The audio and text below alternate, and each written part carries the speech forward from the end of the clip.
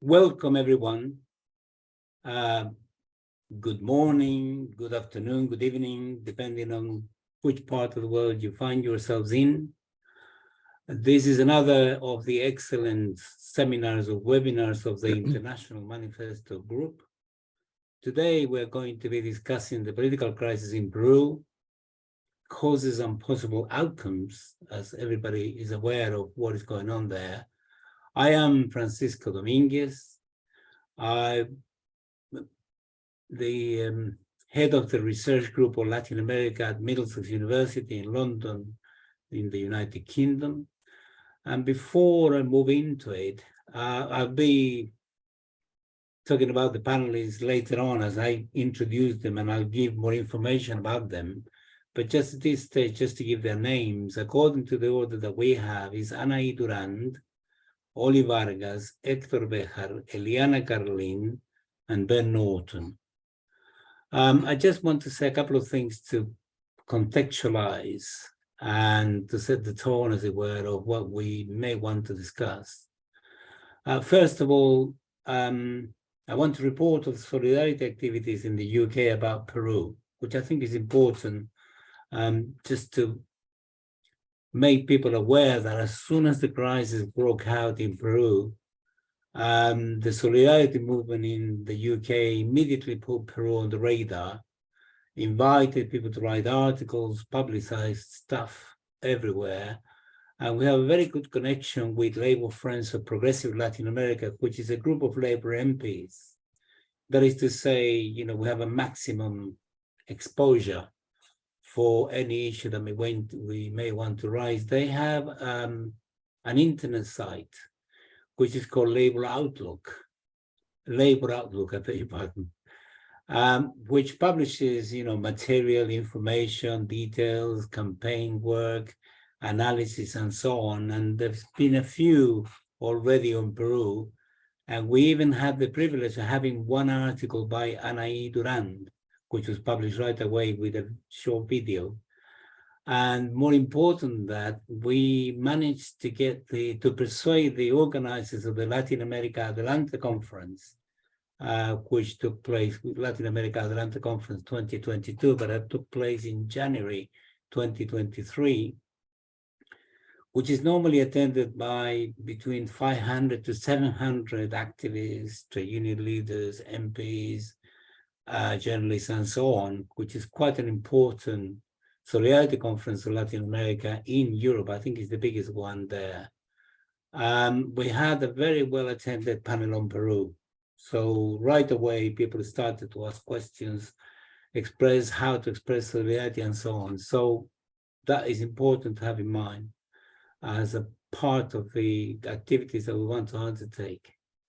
I want to just sketchily raise a few questions regarding the situation in Peru. Number one, in the last few years, the crisis of political legitimacy of the oligarchy is being tested quite massively.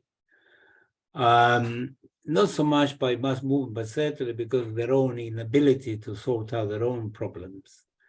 In the last few years, there have been 6 presidents, which is a clear indication of their inability to stabilize the situation. And the biggest surprise was obviously in 2021, when a rural teacher was elected to become the president, won the first round, Pedro Castillo. The surprise was so big that even CNN recognized publicly they have to scramble for a CV because they didn't know who he was. In fact, they thought so little of him that actually it wasn't even counted as a possibility for the second round. And when he won the second round, then obviously the situation in Peru changed quite dramatically. I think, summarizing brutally, what we have in Peru, we had at the time, but the manifestations now are much more dynamic, much more sharp, is a parliamentary dictatorship. The oligarchy rules through parliament and uses parliament in every possible way to actually get their way, and therefore making administrations, government extremely weak. And this is one of the sources of the complications and the crisis there. They decided that they were going to do two things, in my view. Number one, they were going to punish the Pedro Castillo and his people so hard that, you know, they wouldn't actually think again of having the audacity to challenge the oligarchy in order to elect a president that came from the rural areas, especially somebody with indigenous features. And they made, the second point was to make the government impossible. That is to say, they create a situation which make impossible for Castillo to actually govern. And just to give an idea, which is a long story cut very short, in the year and a half that Castillo was in office, he was compelled, forced by parliamentary maneuvering by the right wing and the oligarchy to appoint ministers and change ministers 78 times. So that gives you an idea, you know, 1 year and a half, you move a new, and the problem is, in the case of Peru, that if you appoint a new minister, the minister have to approve by parliament. So you can appoint somebody you may want, but parliament may decide otherwise, and you have to put forward somebody else. And you have to put forward somebody else until parliament agrees to accept it. So at the end of the day, parliament was more or less participating quite actively in the composition, political composition of Castillo's government. You know, in that context, poor Pedro Castillo have to make all sorts of maneuvers, compromises, acrobatics, and so on. But we knew that whatever he did, and he knew, I think, as well, that whatever he did would not be sufficient because they wanted to get rid of him. And this happened on the 7th of December, 2022. He was charged with something like permanent moral incapacity, which is a very peculiar legal terminology, but they used that. It was basically a coup d'etat. And this was followed by, number one, a surprise for the oligarchy that the masses reacted very energetically throughout the country, not necessarily in every place in the same way, but certainly from the rural areas where Castillo came from and other areas such like those. The level of mobilization was extraordinary. The oligarchy decided to actually crush brutally this manifestation of rebellion. And as far as I'm aware, the number of people who are being killed by repression is over 60. And in some cases, I think this is known, but I want to repeat it anyway. Some people had the wound of the bullet in their chest or their stomach. Sorry to be so detailed about this, but it's important this is known. And they had a hole going in, but they didn't have any hole coming out. And the reason was these were special bullets, deliberately designed to destroy somebody inside so horribly. The basic idea behind that was, deterrence. That is to say, if you mobilize, this might happen to you. They assassinated young people, people of 15 years old, 17 years old, old people, women, and so on. There were instances where in one of the manifestations, in one of the demonstrations, they used helicopters to fire at the demonstrators from above. I don't really know what the caliber of the bullets that were used, but helicopters tend to use bigger bullets than soldiers. So you can imagine what the consequences were with that. So that was the problem. That's what the situation is. And despite this repression, there has been the rise of a powerful mass movement, which has not, gone back. They continue to mobilize, continue to organize.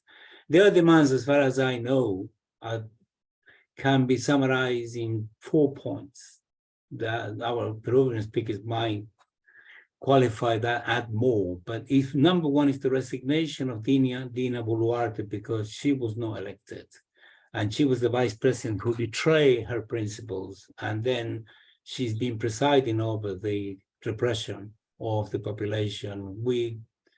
I would say gusto, because she had to keep happy the people who are sponsoring her. Number two, immediate elections. Parliament at the time when Castillo was still the president had a rate of disapproval, in the region of 78, 80%. The latest information, if they are correct, are that Parliament has a rate of disapproval that goes beyond 92%. That is to say, were there to be genuine, free and fair election for Parliament, the oligarchy would lose very massively. So therefore, they began to introduce all sorts of mechanisms, all sorts of legal restrictions and restrictions of every kind to make sure that, radical people with proposals are not elected. We'll see how that goes. And then the third demand is some people demand the reinstatement of Pedro Castillo as the president. Some demand the reinstatement and the liberation of Pedro Castillo because he is in prison. And some demand only the liberation. And then finally, I think this is the most important proposal, is they are demanding an election, a kind of referendum for a constituent assembly, because they want to create the context for a new constitution, because the one they have was passed under the dictatorship of Alberto Fujimori back in the 90s. So this is the context. So what I want to do now is very briefly to problematize this, if I may, for our speakers to come back on them. They don't have to, but it's the discussion that we need to have, I think. Number one, how far is the oligarchy prepared to go by attempting to crush the movement? Are they prepared to go to the Fujimorista days when they used massive repression by killing everybody? In about 1 decade, they assassinated. I know it's more complex than this, but 70,000 people were assassinated. So this is, imagine if you want to crush the movement, would you be prepared to go back to that? It doesn't look that it's possible, but there are some currents and some politicians in the right wing that are quite willing, are proposing such a thing, not necessarily in so many words, but clearly that's what they want. Number two, how is the mass movement faring? Is it getting stronger? Is it getting weaker? Is it getting better organized? What information do we have? And then the third point is the main components of the mass movement. The media here try to suggest, some of them, very maliciously, as they always do, which is this was a rebellion of a rural movement because they were opposed to modernization, which is sort of normal. So therefore things will settle down. Is it only rural, the mass movement that exists? Is it also in the cities? Does it involve trade unions and so on? I think we have the answer to that, but it will be interesting to get details. The other point is that the Peruvian de facto dictatorship is isolated in Latin America. We know there are potentials for CELAC to do something about it. Not that I'm proposing necessarily, but I think is that I mentioned we have to consider in terms of how the reality works, but also UNASUR. UNASUR is going to be reinstated very quickly. 7 more countries after Brazil are joining in. So that's a possibility that something can be done. And the final point I want to make is this. There seems to be a problem, and this, I'm saying this not necessarily to tell people what to do, never would do that. But there is an issue of the leadership. There is an issue of political leadership in Peru. There is an issue of political leadership in other places as well. The example I want to use for this is that the one in Honduras. In Honduras, the National Front of Popular Resistance, or the Popular Front of National Resistance, was a coalition of political social forces, trade unions, Afro-descendants, women, indigenous people, and so on. And they came together in this front, which morphed into what we know now as Libre, which is the political party that was behind the candidacy of Xiomara Castro. It took them some time. I mean, it took them 12 years to get to this point. Nevertheless, the successful election of such a small country, which is almost totally dominated by the United States, and getting away with it, and now, transforming the lives of people there, and also inserting itself geopolitically in a very different way. It indicates that the question of the political leadership is crucial. So what, if any, steps or developments are in this area? And finally, what are the main demands the Peruvians want us to organize solidarity around? So thank you very much. I will leave it there, and I want to move very quickly to what I would call un panel de lujo, a deluxe panel. Eliana Carlin Ronquillo is a political scientist, works at the Universidad del Pacífico, and she's co-author of a very interesting book, 20 Peruvian Heroines, where she rescues, the significance of key women throughout the history of Peru that plays a significant role in changing society for the better.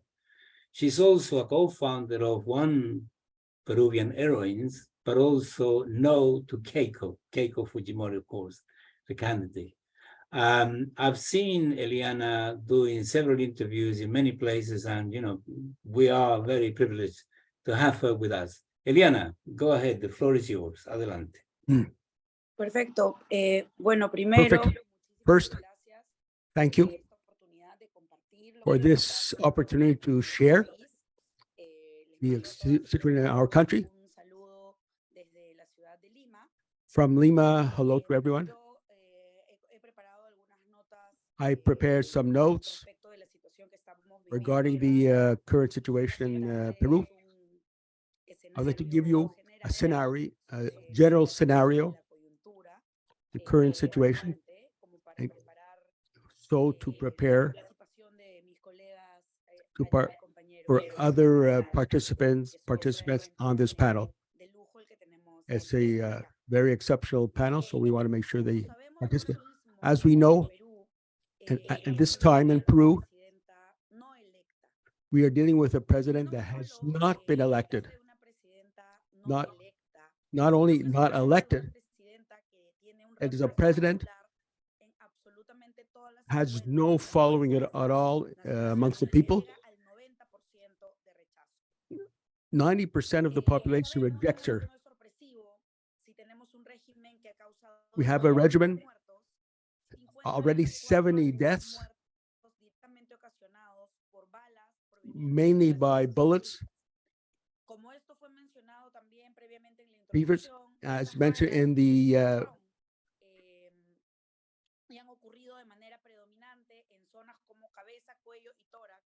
all of these bullets, most of these bullets have been geared against the target of the head and the bodies.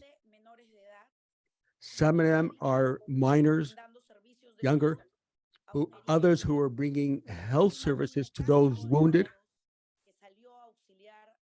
Also, ambulances and these type of vehicles to help were also a victim of these attacks.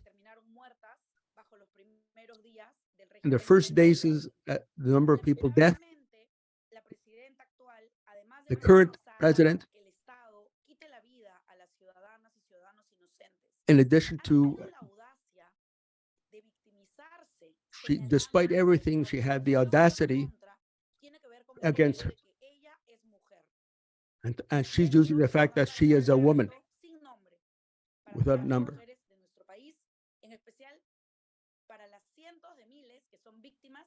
But does not take into account there's hundreds of thousands of women who are victims.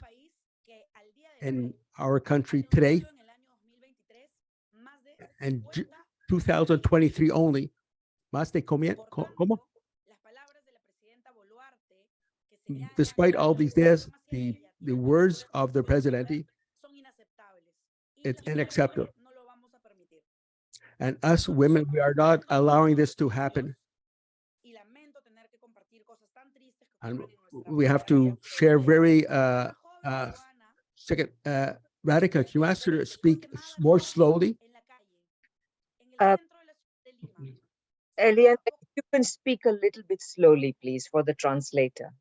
Of course, I'm sorry, I tend to speak very quick. It's okay. Whatever you can do. Yeah. Thank you. En uno de los últimos feminicidios, and one of the latest deaths of women in one area in the center of the city, only a few streets from the governor's house, ministra de la Mujer actual, the Ministry of Ministra de la Mujer Women, current de Ministry of Women, expresó she expressed que her, las mujeres elijamos mejor a nuestras parejas. entonces, Para as she luego said, it's better that the women llegó el proceso elect their conservador. husbands.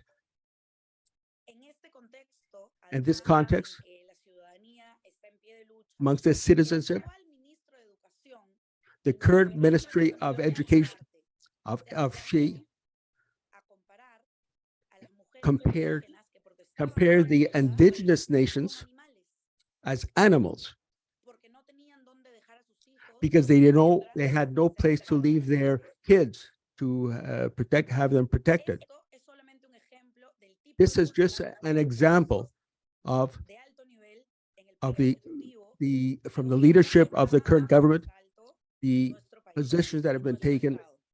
Esto es solo un in this ejemplo country.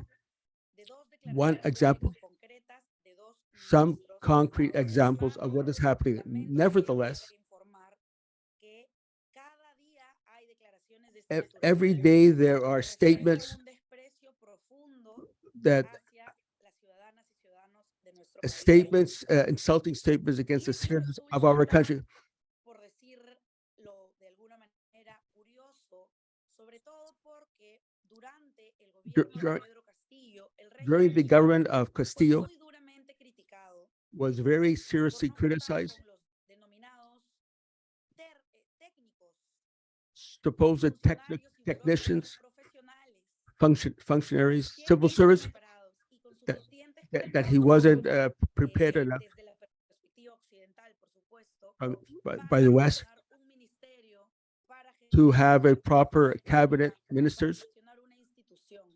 to El administrate this partido situation. político con el que entró Pedro Castillo tenía una As carencia de but técnicos. Pedro Y esto Castillo, he provocó, did have entre otras cosas, prepared technical, cambios amongst other things, importantes de autoridades en algunas instituciones. authorities, Y por uh, supuesto, part- una experience. fiscalización exacerbada que cruzó los límites del Only there were obstruccionismo limits del imposed by the Congreso y government otros organismos. and other organisms Considero related to the government. levantar las alertas cuando parece ser que el It's- Estado entra en un momento de inestabilidad. That the state, to say that a state is entering in a period of instability, La falta de The- diplomas o the patrones de nuestras lack autoridades lack durante la of época de Pedro Castillo diplomas and proof llamó of it, poderosamente la atención de actores políticos, pero decenas de asesinados but however, por fuerzas del orden the tens of no thousands dejan de llamar la uh, atención. hurt in these demonstrations are not counting for them. Estos mismos congresistas, These same estos Congress mismos people periodistas, and these journalists, ¿por qué no importan las vidas de estos peruanos? why do the ¿Por qué life estos of the peruanos son vistas como Peruvian people vidas de not count? ciudadanos de quinta categoría, Why are última they a categoría? fifth ¿Por qué? category of No citizens? tenemos muchas respuestas. We don't No have necesito any decirles responses from que them. las críticas The orientadas criticisms, a los funcionarios que trabajaron con Pedro Castillo estuvieron siempre the cargadas functions working for Pedro del Castillo racismo, que es muy were arraigado en nuestra sociedad.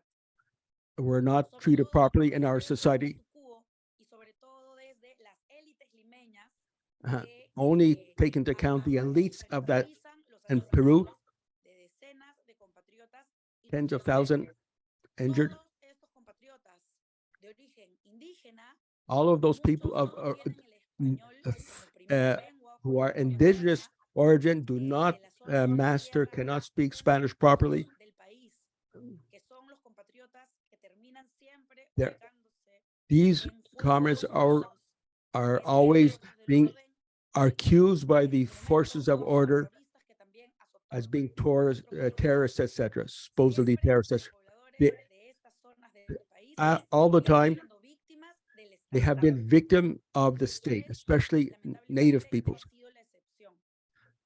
And so if there's not been any election, Respecto de, the aquellos criticism que trabajaron con el of gobierno de those Pedro that I'm making Castillo, that are working with the government, del racismo estructural, not la only of también del neoliberalismo radical. racist Para las élites peruanas es for the elite from Peru, it is absolutely impossible for the Peruvian elites to admit that native people can be ahead of the in the government.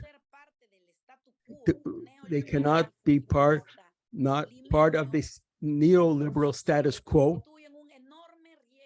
They represent an enormous challenge to the country. Over 200 years, the elite had complete control over their property, and no, they have not distributed the riches of the country, but they're very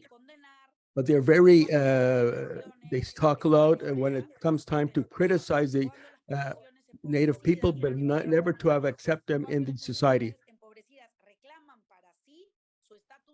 What are they never take into account what they are asking for themselves as citizens? The privilege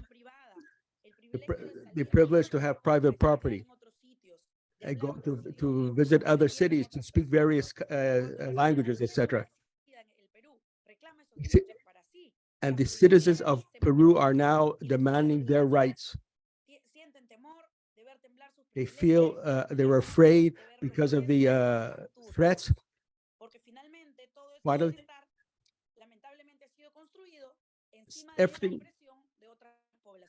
Everything has to be based on the oppression by the state against the others. Regarding the Congress of the Republic of Peru, there's 130 Congress members. The protests, the demonstrations has one of the demands that the Congress of Peru has to go. They do not represent us. 90% of the population rejects that Congress, including the president. The demonstrations are targeting those women and men. The demand of the citizens, not only against the Congress and against the persecution of Pedro Castillo from the first day after day.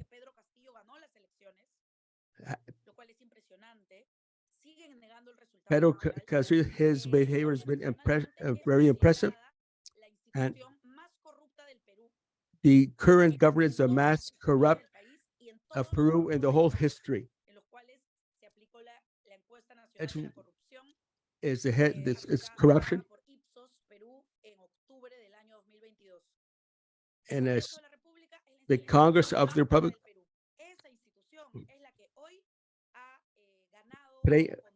corruption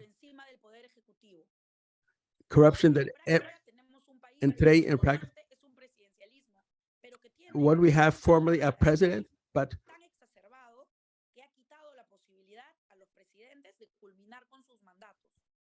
now we have a Congress that the Congress abuses its parliamentary majority.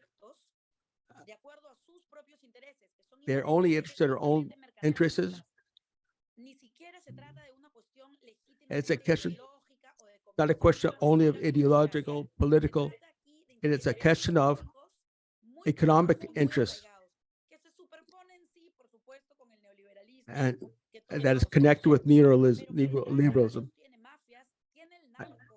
They have behind them, they have narco traffickers. The youth are being used, control over gasoline, etc. These are the economic forces that today are within the current parliament. And we have found in this situation. We can spell for it's completely corrupt, very well closely linked to narco trafficker. The third line of the crisis. In this current, the demonstrations across the country, at this time, In the South, see there, yes, they are continuing. Yes. See, but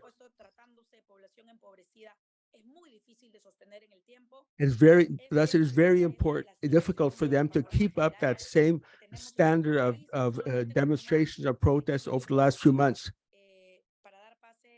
To comrades and comrades, this is my perspective, very quick, but that you know the reality of our situation in Peru.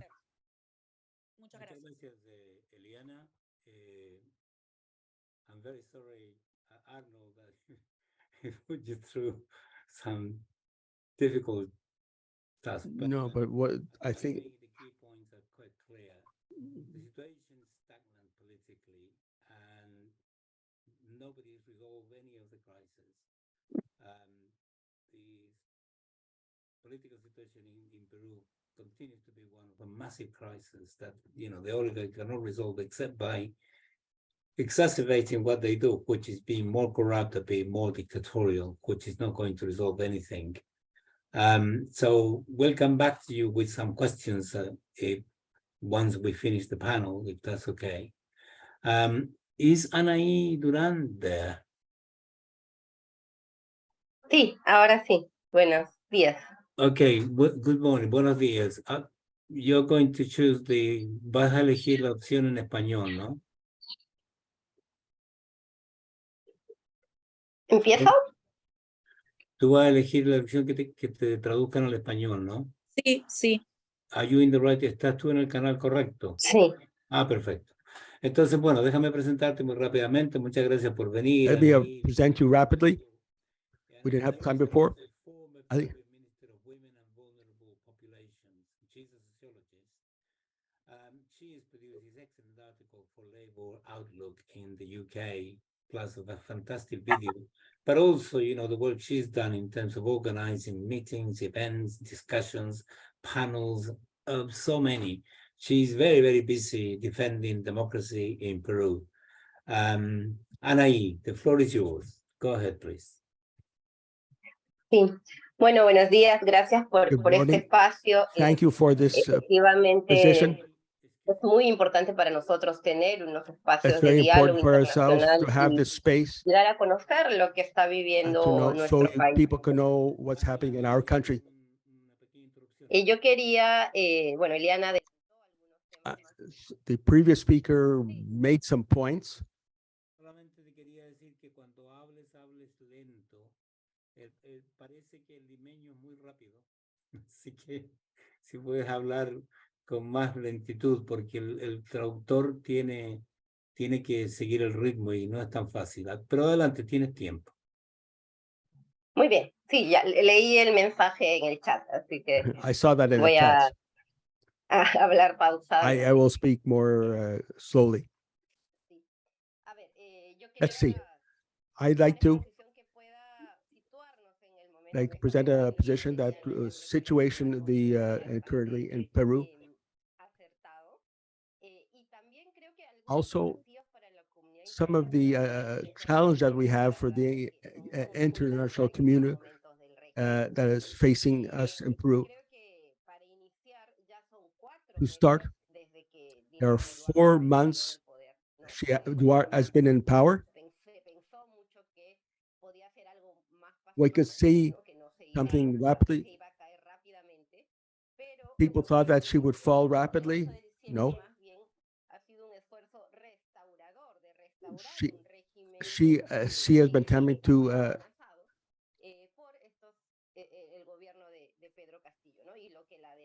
be overthrown by Pedro Castillo rapidly. We have to put ourselves in this context. 4 months where she's been in power. She's been conspiring against those who want elections. Those who lost the elections, they were fraudulent, according to them. They are. It's a very delicate alliance between all the forces. we're trying to establish a coalition with other parts of the country, the armed forces, the police, etc., the cooperatives, all those involved in these protests.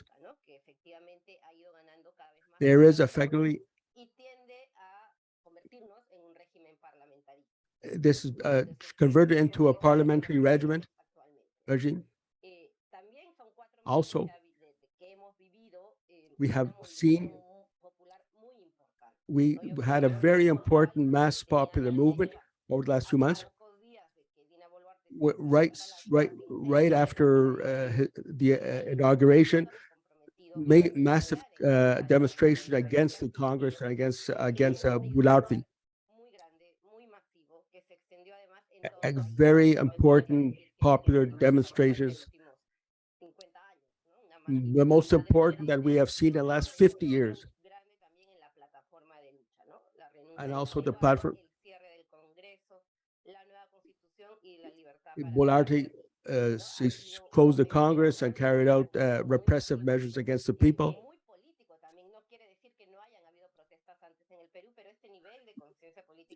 I'm not saying that before there were not demonstrations in Peru, but this is the most important over the last few years. The repression has been brutal, by bullets, all kinds of weapons used against the people. Thousands of people injured,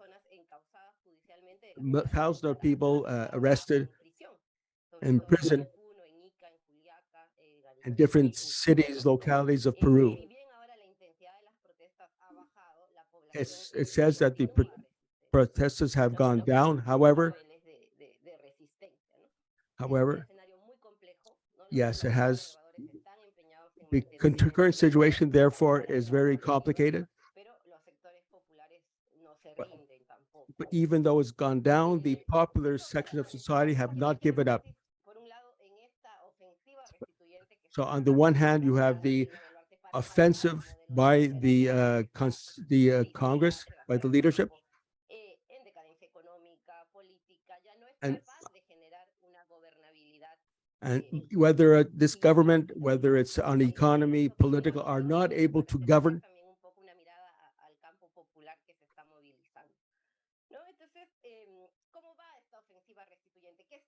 What is the what about the Constituent Assembly? What do we want? Firstly, as a previous speaker said, objective of the Constituent Assembly,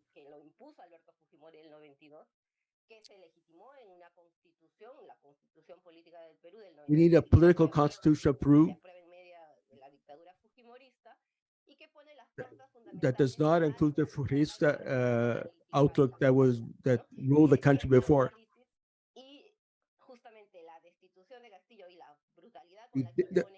The destitution of Pedro Castillo, and also an economic sense, that the people can that they are the ones who benefit from the new government there. The transition from that previous epoch, from Fujimorista to now, what are we seeing now? To everyone, the repressive forces that she has been using against us, never seen before since Fujimorista. Assassinations in different localities of Peru, very brutal way. They use a speech accusing people of being criminals. All the people who are demonstrating are so-called delinquents, etc. She is talking that way because she's counting on the votes from those sections of society who believe that. What is she seeking to do?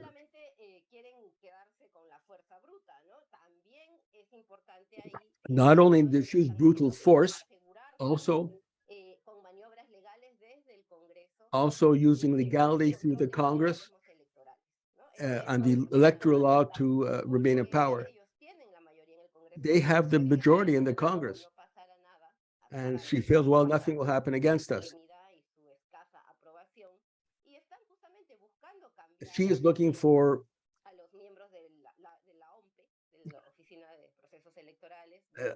people, allies in the electoral process, to how are going to maneuver the situation for the next elections. This also means, how is the opposition? What is opposition now? Where do they stand? What we have is a juridical and a criminalization against the opposition. If there was elections tomorrow, many people will not participate because those are involved with Castillo. There is a current persecution against the opposition by Pedro Castillo. They are operating. They are very active.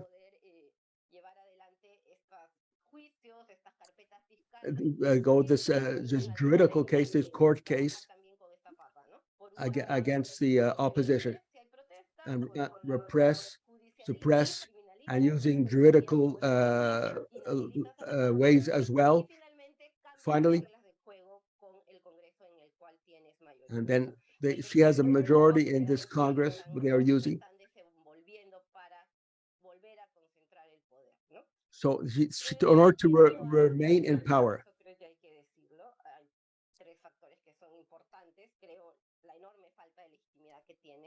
the lack of support that they have,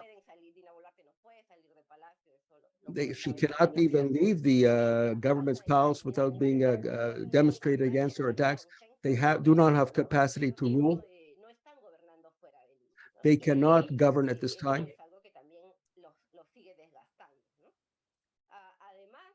In addition, another fundamental question,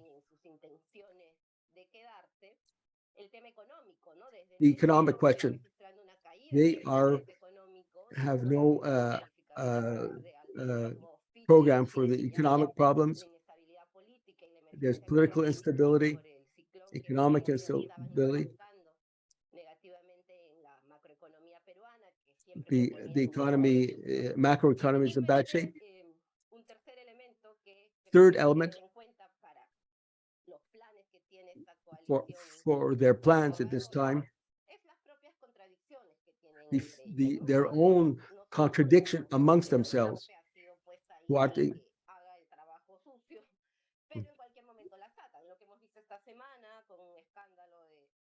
there are also scandals of narco traffickers.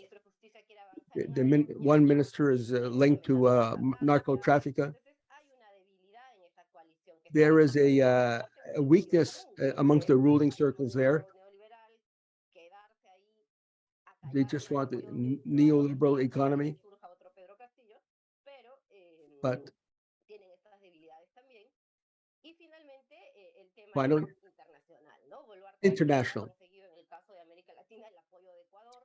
We have the support of Ecuador, not of Ecuador, another country. We do not have their support. Latin America. Ecuador and Uruguay have been against us and are being isolated.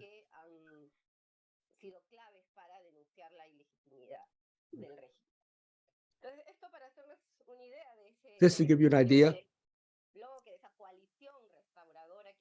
this coalition, destabilizing coalition, how is the population responding to this situation? Are they going to once again come out and demonstrate?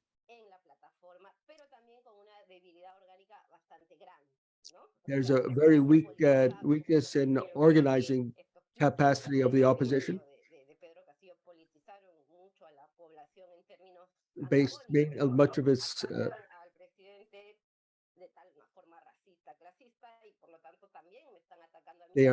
government is obviously racist against the majority of the population. The Peruvian society was in fact very politicized and are demanding.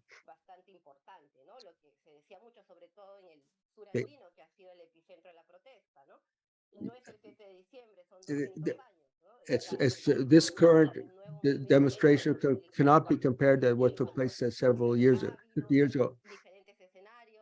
There are different scenarios that can take place now. December and January, that were the most active in the epicenter of the country. Especially the communities, indigenous communities who protested. Thousands of truckers and others were demonstrating against the government. Here we are. But people are still joining the demonstrations.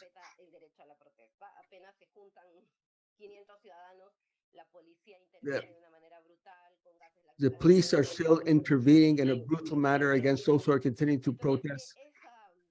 This is the situation at this time. And outside of the capital, they're trying to regroup.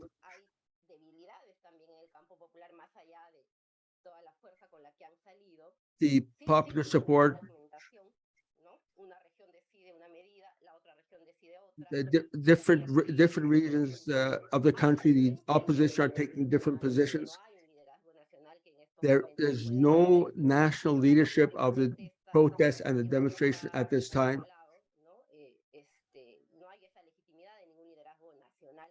There is no national leadership. Also, there are different articulation in different regions of the country.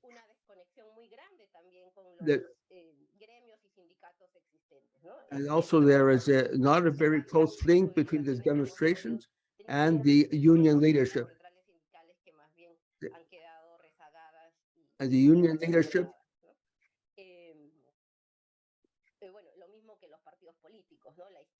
same thing with the political parties on the left is not offering leadership to the protests. There's no party at this time that could take the leadership and find a place in the political scenario. Yeah, it's important to understand at this time this current situation, the necessity for the national leadership lead this opposition. March 8th, there was,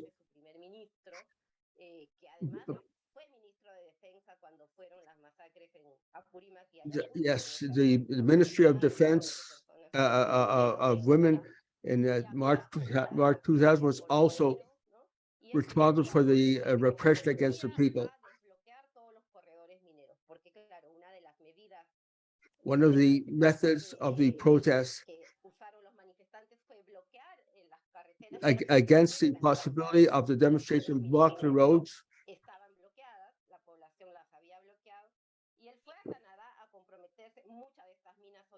And much of the Canadian government and Canadian money in Peru were supported the government against these protests.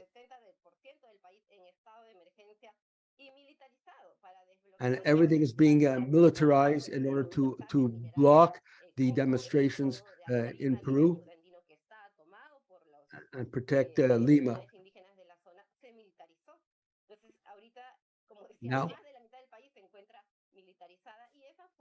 and everything, all important parts of the forces are being militarized. This is about, In addition,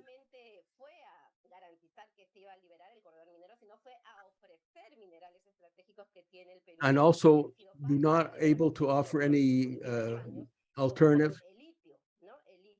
For example, with regards to lithium in Peru.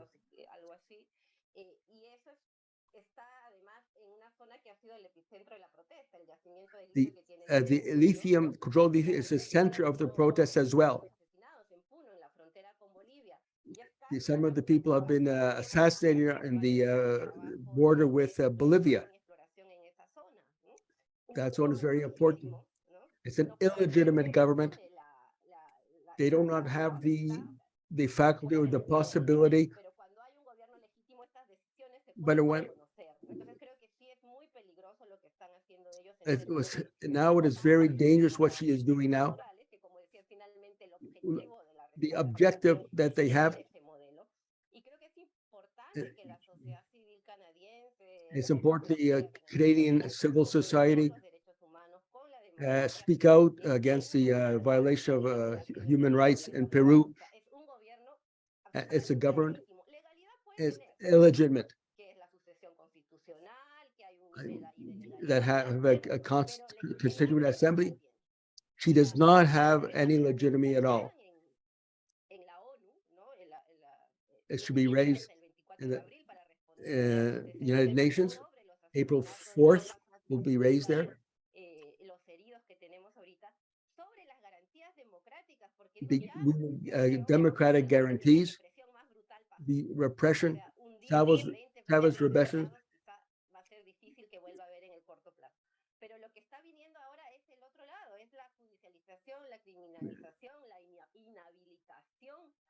All of this mobilization. If we lose these elections, who's going to win? We are very difficult situation. I hope that it's important that the civil society international, those who came from Canada to promote their involvement in Peru. There's so many conflicts. I would like to share this with you. Muchísimas gracias, Anahí, excelente. I was just saying that, we had a panel de lujo. Clearly, what we need to do is to add the demand that the freeing of all prisoners is absolutely essential. The second thing we need to add is the persecution of the opposition should be stopped because it's illegal, it's lawfare, of the worst kind that, Latin Americans and others practice.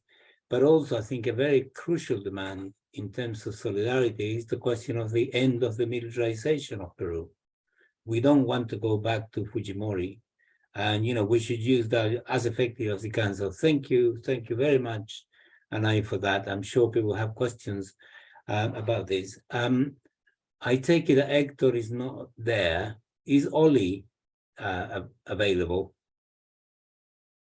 If he's not, then we should move straight to Ben. Is Ben available? Yeah, I'm here. Oh, hi. Let me introduce you, Ben. Thank you for attending and coming to our meeting. The information I have is journalist editor of the Geopolitical Economy Report, which is very mean because I think he's much more than that. If anybody wants to have journalism of the best quality, journalism which is informative, rigorous, and based on serious research, particularly with a geopolitical mind, when you get the details, that is Ben. So we benefit from Ben's analysis and commentary every time he does something. Welcome, Ben. The floor is yours. Thank you. It's a real pleasure. Can you hear me? Today, I want to talk about Peru as a laboratory for a new kind of coup that we've seen that the United States has sponsored in countries around the world. The character of the coups that Washington has sponsored over the decades has shifted.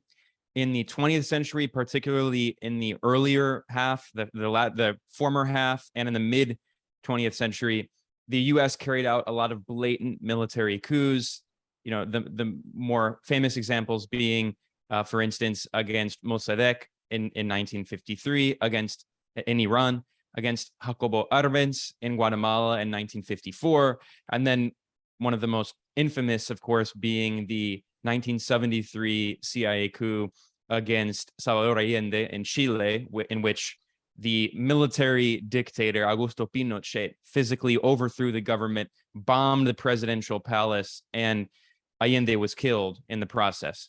Now, in the past 50 years, 40, I would say, really, especially the past 30 years, but really since the 1980s, the United States has tried to develop new forms of coups. Obviously, the previous coups that Washington had supported were very blatant and did reputational damage to the image of the US empire around the world. So, especially in the 1980s, with the creation of institutions like the National Endowment for Democracy, which is a CIA cutout, and other US government organizations like the US Agency for International Development, USAID, the United States has perfected the art of color revolutions, and we saw many of those in former members of the Soviet Union after the overthrow of the Soviet Union in 1991. And in fact, many of these organizations were involved in the overthrow of the Soviet Union. This was acknowledged in the Washington Post in an article that discusses what they called spyless coups, which, I mean, they still have spies. They just maybe, instead of working directly for the CIA, they work for NGOs and cutouts funded by the US. So we've seen a shift in the character of US coups. And the coup against Pedro Castillo in Peru in December of 2022, I think, is a good example of this new character of these coups that is not directly in the same way that Pinochet overthrew Allende. It cannot directly be called a military coup, but it absolutely was a coup. I mean, first of all, we should keep in mind that the so-called ambassador of the United States in Peru, Lisa Kenna, is a CIA veteran. And there's a joke that has been said for many years. There's no such thing as a former CIA agent. Lisa Kenna, the US ambassador in Peru, admitted when she submitted her bio to the State Department, to the Congress in the United States, when she was being considered as a candidate, when Donald Trump appointed her, nominated her to be US ambassador to Peru, she had to get congressional approval. And in the official biography that she gave, her State Department biography that she gave to Congress, she acknowledged that, at least officially, she worked for the CIA for 9 years and then worked in the State Department. And she worked in countries like Iraq and Afghanistan, of course, that were under military occupation. So we know that the CIA and the State Department have a revolving door. Mike Pompeo, who was Donald Trump's Secretary of State, previously was director of the CIA. Just, I mean, getting rid of any pretense of independence between those institutions. And we know that one day before the coup against Pedro Castillo, which I'll discuss in a second, Lisa Kenna, the CIA agent turned US ambassador, met with the defense minister of Peru and said very clearly, the defense minister said very clearly on the day of the coup against Castillo, he told the military to disobey the elected president's orders. Now, there's been a lot of misinformation about this, essentially arguing that Pedro Castillo is the one who tried to launch a coup, not mentioning that Article 134 of the Peruvian Constitution, I'm going to read it here, says, the president of the republic is authorized to dissolve the Congress if it has censured or denied its confidence to 2 councils of ministers. The Council of Ministers in Peru is the official name for the cabinet. That's the cabinet of ministers. And this dissolution decree contains the call for elections for a new Congress. Now, this is exactly what Pedro Castillo did to the letter of the law. When he tried to dissolve the Congress in December, he immediately said that they were going to have new elections for a Congress and they were going to have a constituent assembly.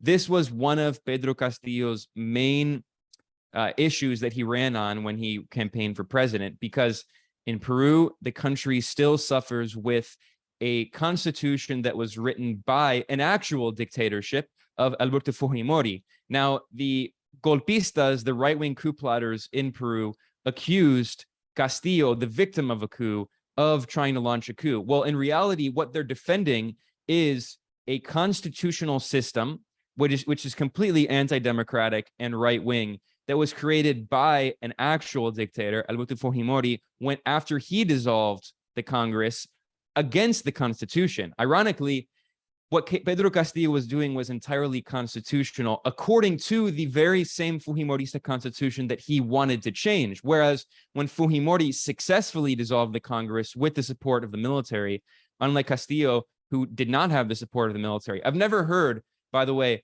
of a president launching a coup without the support of the military. And we can see that after Pedro Castillo constitutionally tried to dissolve the Congress to hold new elections, the military arrested him, and Pedro Castillo was sentenced to 18 months in preventative prison, in scare quotes, without due process, without a fair trial. So he's a political prisoner.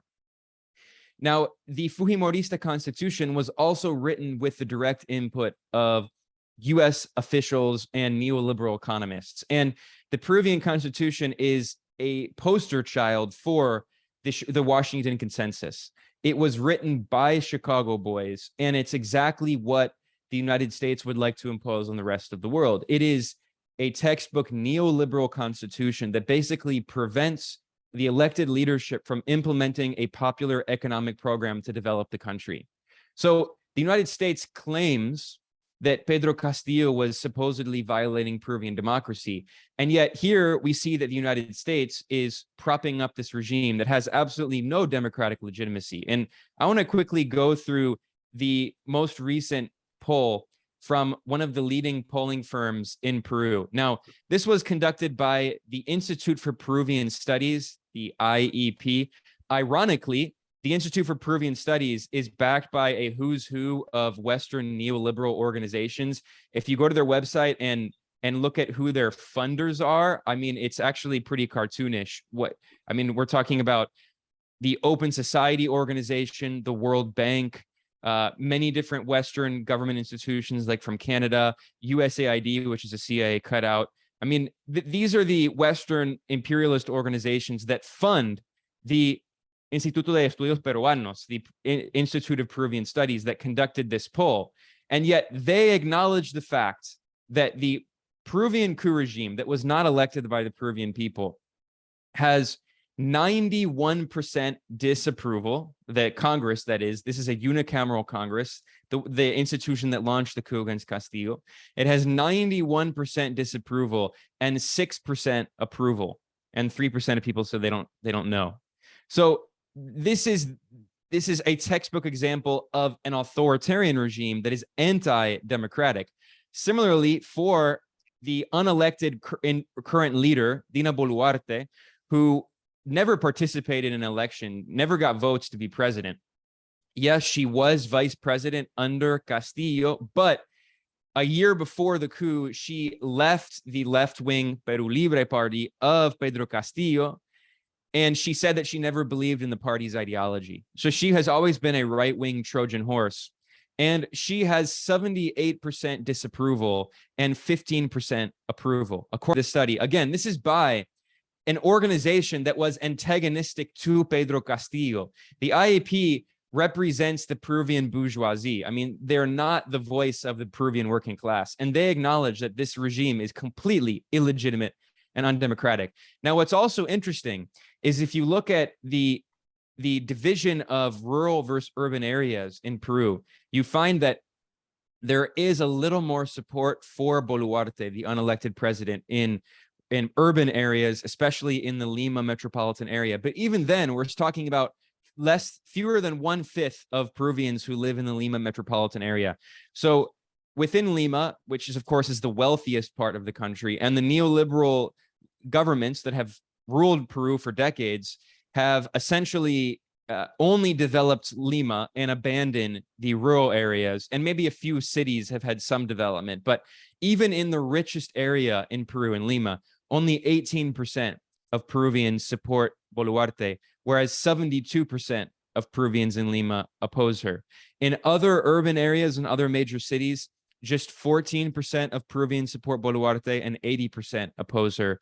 And in rural areas, the rural areas have been the base of the resistance, of the mass protests against this coup regime. And more than 60 people in Peru have been killed in this violent repression carried out by the Peruvian coup regime, by the way, using materiel and tear gas and weapons provided by the United States. And in the rural areas whose populations have suffered because of this coup regime, just 11% of Peruvians support Boluarte and 81% disapprove of her. Now, what's also interesting is among the very few people in Peru, the small handful of the Peruvian bourgeoisie who do support Boluarte, one of the more sophisticated arguments they've given is that, you know, she represents Peruvian women and this is a step forward for feminism, which is a complete disgrace to the actual feminists in Peru who are being killed. Many of them are protesting and they're being killed and their loved ones are being killed by the Peruvian junta.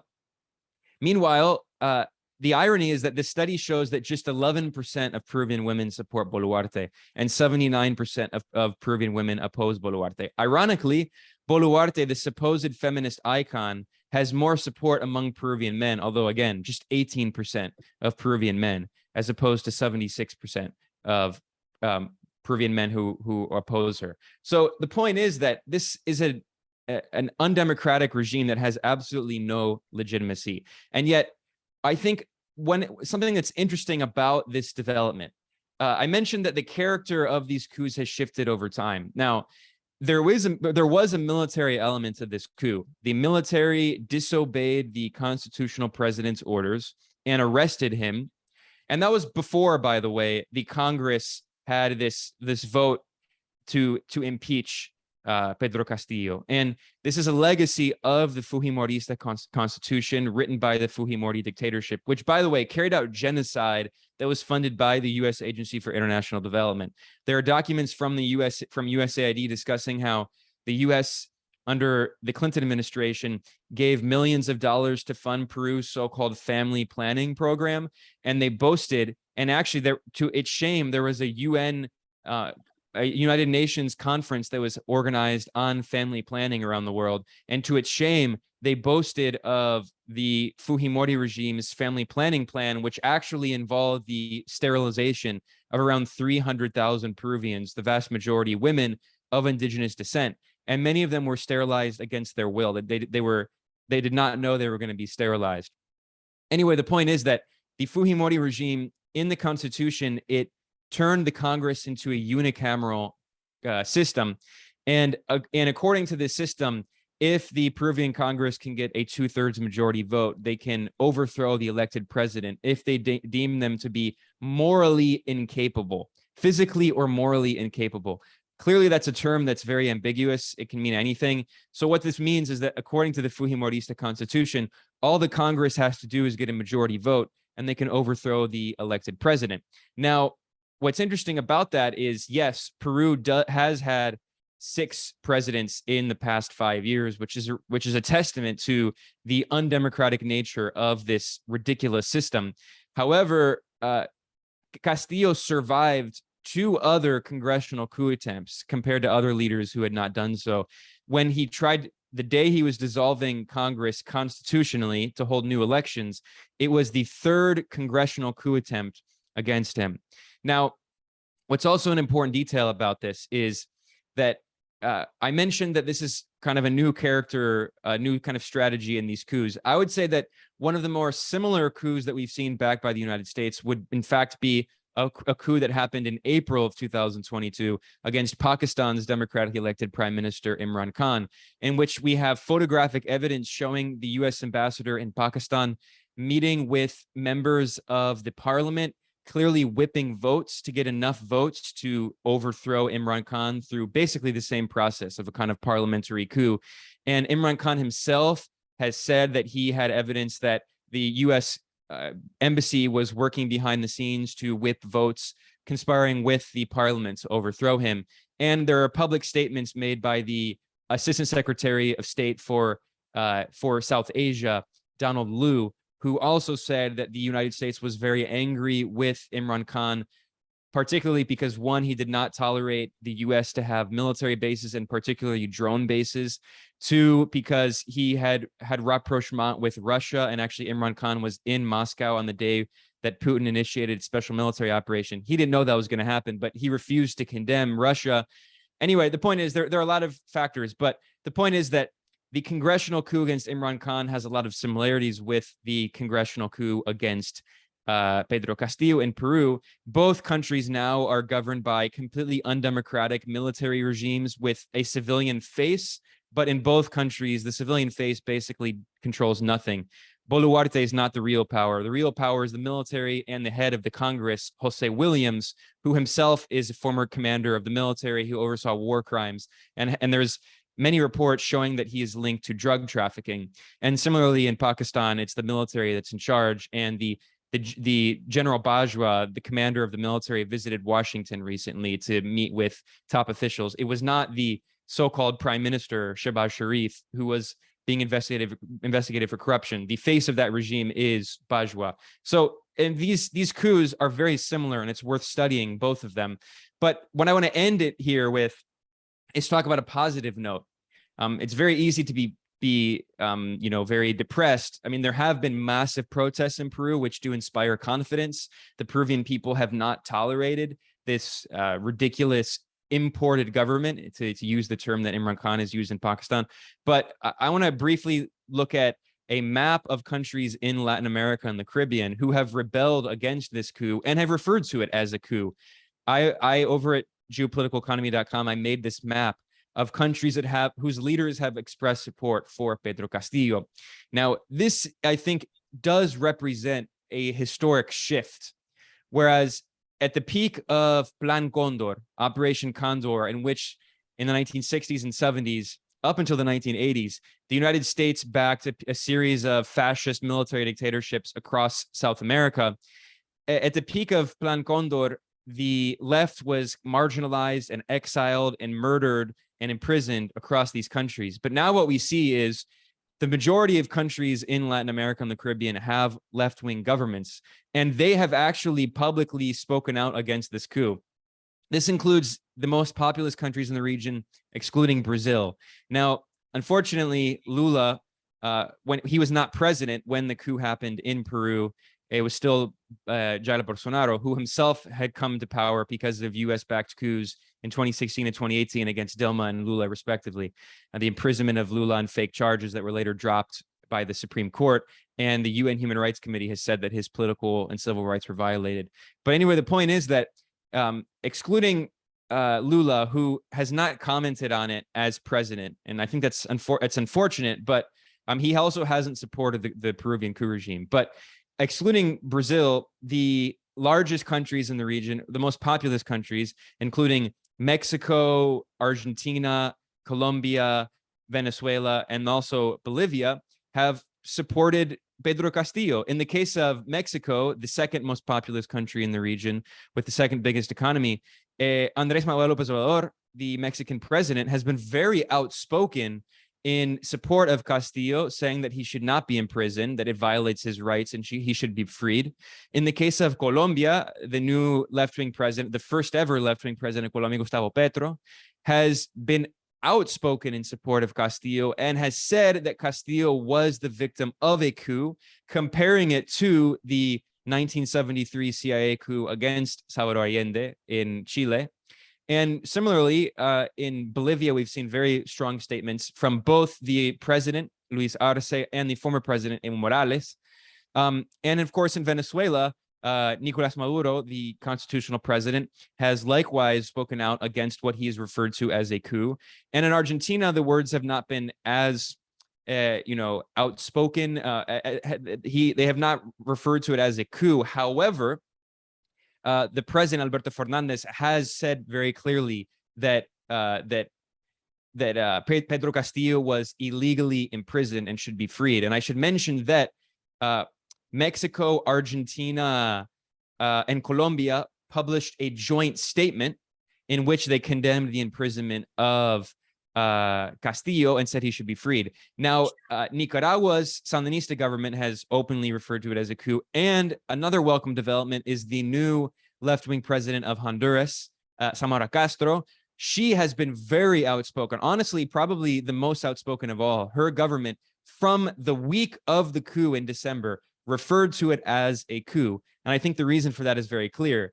Her husband, Manuel Zelaya, and political ally of her Libre party, the left-wing party, was a victim of a US-backed coup in 2009. And of course, Cuba has always been a very honorable support, has always been the leading voice of support for the left in the region, and has always opposed the right-wing coups in the region. And multiple countries in the Caribbean as well have spoken out. So I'm going to end with that. But what I think that reflects is there has been a shift in the region. Now, in Peru, for a variety of historical reasons, the left has been very weak, largely because it was exterminated under the Fujimori dictatorship. It was quite literally exterminated physically, and it was never able to really recover. But despite the weakness of the Peruvian left, the Peruvian right is also completely illegitimate. And in the last elections, there was not one, but two significant left-wing presidential candidates. So if there were to be a legitimate election in Peru, it's very possible that the left could win again, which is a reflection of the fact that the left across Latin America is on the rise, and imperialism is in fundamental crisis around the world. And the US empire is now resorting to, I mean, the US is one of the only countries in the Americas that supports this completely illegitimate regime in Peru. It's the US and Canada and Guatemala, the right-wing corrupt regime in Guatemala, and Chile, who is another victory of US imperialism, an attempt to divide the left. And you have the NGO, the NGO neoliberal left in Chile. But excluding them, I mean, I cannot think of an example in recent Latin American history in which there has been such widespread opposition to what was clearly a coup. So that is reason for optimism. Thank you very much, Ben.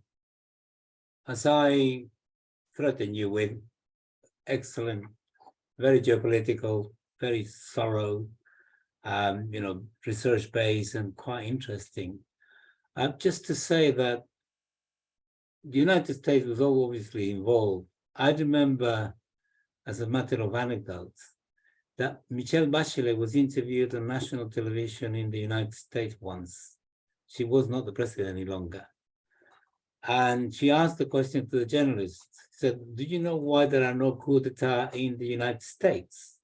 And the reporter came back to say, "Well, it's because of the strength of our institutions, our democracy." And so, no, she said, "It's because you do not have a US embassy in US territory." But anyway, thank you very much, Ben. This is the last call for Oli or Hector. I take it they're not here. So I think we're open for questions, but I will take 2 or 3 max, if that's okay. Because our speakers have been, doing an excellent job. Can I start by asking one question, perhaps to Eliana and to Alan wants to make an announcement, remember? Yeah, no, I was going to do after the questions, if that's okay. Or shall we have it now? Okay, in that case, Alan, please. There is an interesting announcement. Alan. Hi, can you guys hear me? Yeah, because I've been on the Spanish channels. No soy seguro que se me oyen o no. Entonces, a very simple message. How can you make sure that this activity that we're now engaged in, rallying people by informing them about what is happening in places like Peru, is maintained? And that is to support us by helping us and to support us financially. And I'm just going to show you the simple way that you can do the financial support and then talk you through, it won't take long, how you can volunteer and be one of the team that is doing these things. So let me first of all see if I can get to, do bear with me while I get to the key place. Share. Yeah. Now, I don't know if you can see this. This is, I hope so, yeah. This is one of our videos, which you'll see on YouTube. This one will be available on YouTube, thanks to the excellent work of Paul Graham. Within a day, I solemnly predict, and there will be in 2 versions, Spanish, which I'm now recording, and English. And if you go to a YouTube typical of what we produce, you'll see at the bottom here, I don't know if you can see my mouse, there's a little thing that says how many views there've been, and then it says show more. So you click on the show more, you scroll down, and you'll see a Patreon link, and you'll see a PayPal link, and you'll see a link to the International Manifesto Group website, which is the main website that organizes this. There are others, but that's all you need to know about. Let me just show you where the Patreon link takes you. Very simple. This is how many people are now giving us money and how much that there is. Now, what do we need? In addition to the money that we get per month from our Patreon subscribers, not much, $67, because when we started, we didn't think much about how to finance ourselves, and now we've grown a lot and we need to. To that, I would add that we receive around about $200 a month in PayPal regular donations, and we receive, thankfully, some occasional, quite large donations. But it's the small donations, it's the $10, $20, maybe $5, if that's what you can all afford, that repeat every month that are vital. So we need to get that total figure up to about $1,000 Canadian dollars a month. It's even less in US dollars, or at least currently. And it's very simple. For example, if everybody here was to contribute $10 a month, we would do it. We'd cover our costs. We wouldn't have to rely on each month, do those big donations come in or not? Can we continue to send you mailings? Can we continue to host the webinars? And so on. So come here, click on Become a Patron. And there's a couple of steps, but basically what you do is you choose a card, you put that in, and you say how much you want to pay each month. So that's one way to help us. The other way, which I hope I can do by just retreating back along my breadcrumbs. No, it doesn't work like that. Okay, let's try something else.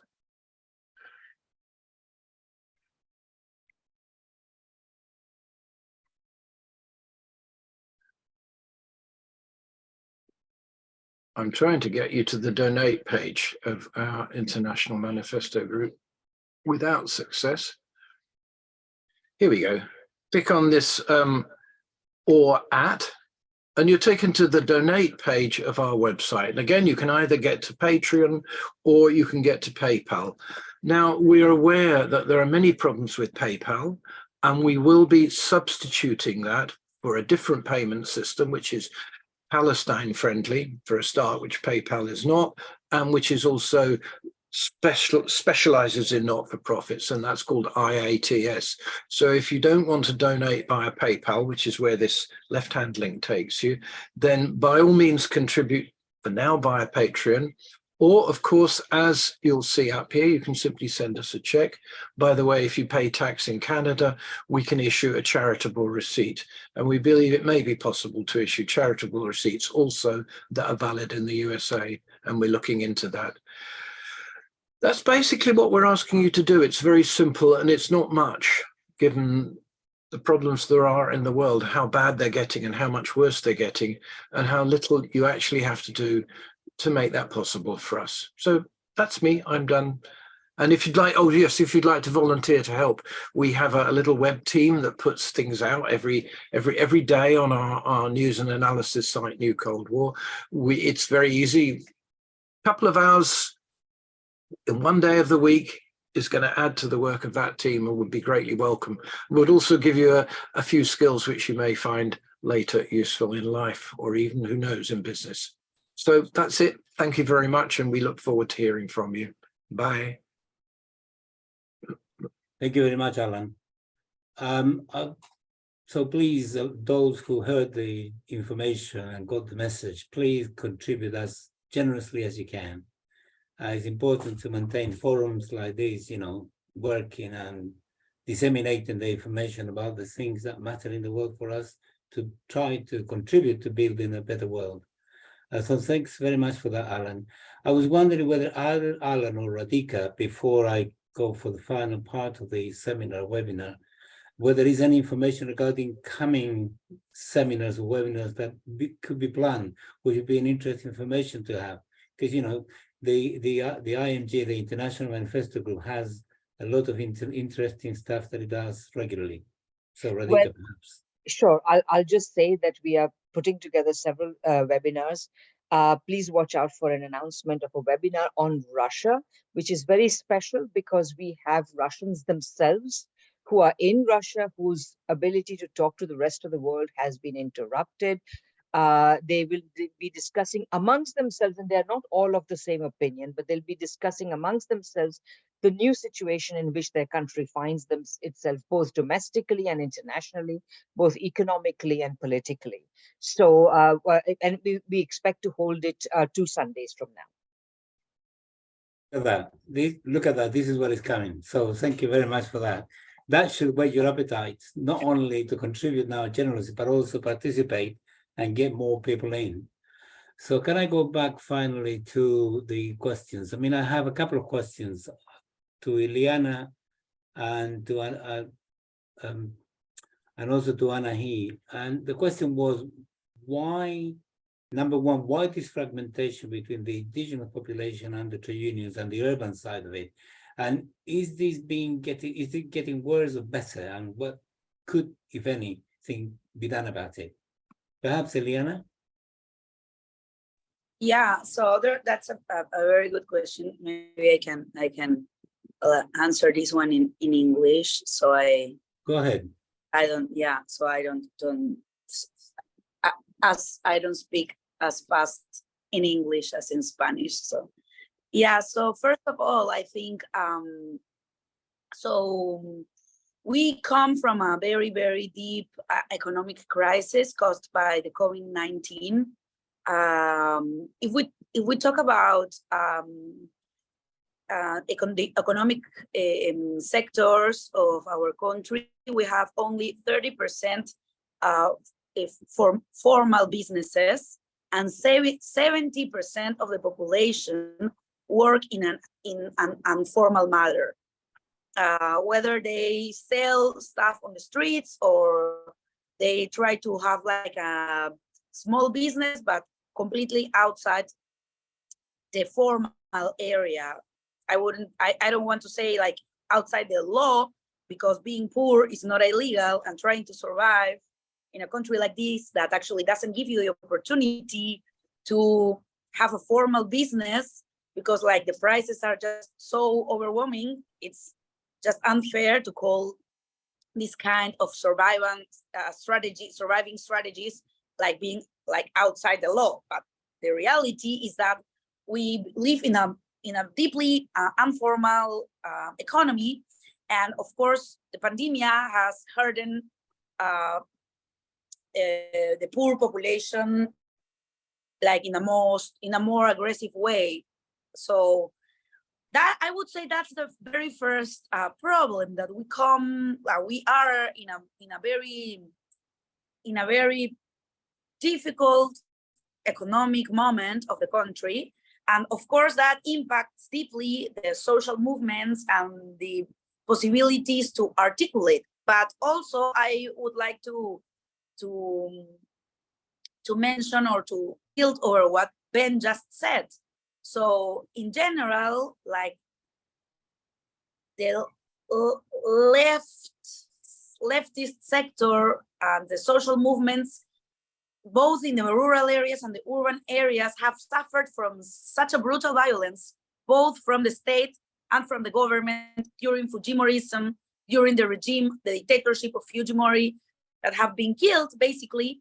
And afterwards, or like even before that, we have suffered for like stigmatization, what we call here terruqueo, because of the recent history of Shining Path, Sendero Luminoso, the terrorist movements that we have had here in the country from the 80s or at the beginning of the 80s. And so it's like a very stigmatized position to identify themselves as people from the left sector of the political spectrum. So it is hard to articulate. In general, leftist leaders have been killed and or suffered from like illegal persecutions in general, but additionally, now we have on top of that an economic crisis that is pretty obvious already. We are suffering already for like inflation rates that are pretty new for our recent economic history. But also, of course, we do have the like NGO left sectors, more neoliberal left sectors that are more powerful, that have more presence here in the capital, in Lima, that are well related, that have better networking than, of course, the left, the popular left that is basically located in the rural areas, composed by people that mostly don't speak Spanish and are basically completely out of the frame, that like for our current authorities, for example, are not even considered valid citizens with a voice or with something to say in general.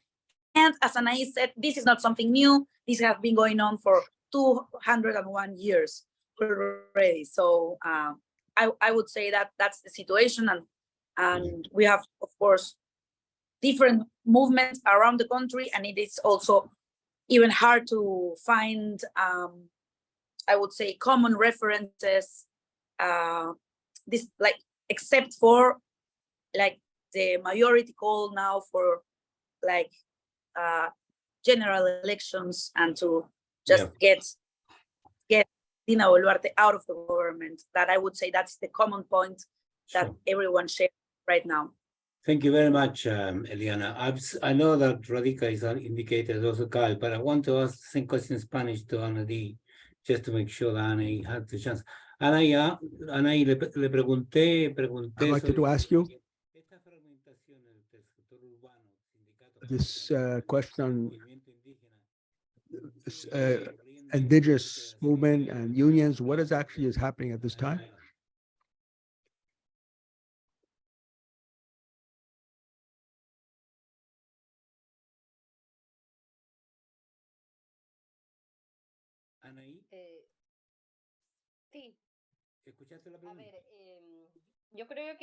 I believe that, as the other comrade just said, we're in a current very different situation. In the 1990s, the armed conflict.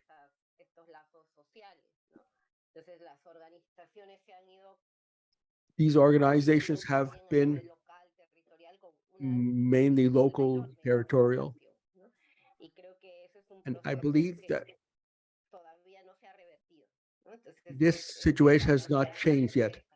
The reality is that there's a series of organizations, mainly based in the native people's organizations and their own customs and how to take decisions on a local level.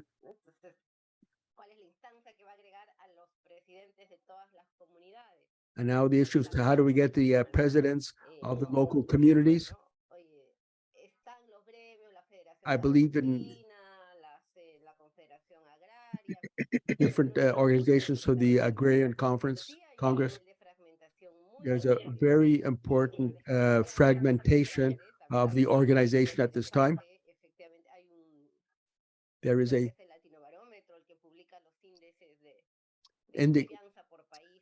the indices of confidence amongst the countries, also in terms of interpersonal relationship. Unfortunately, the new neoliberalism has had its influence.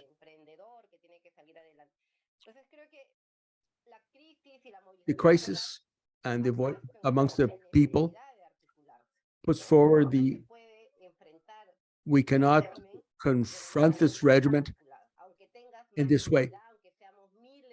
Even if we have thousands and thousands of people in the country, in the streets, there is no way to articulate this better. This is still in a process and has to be done.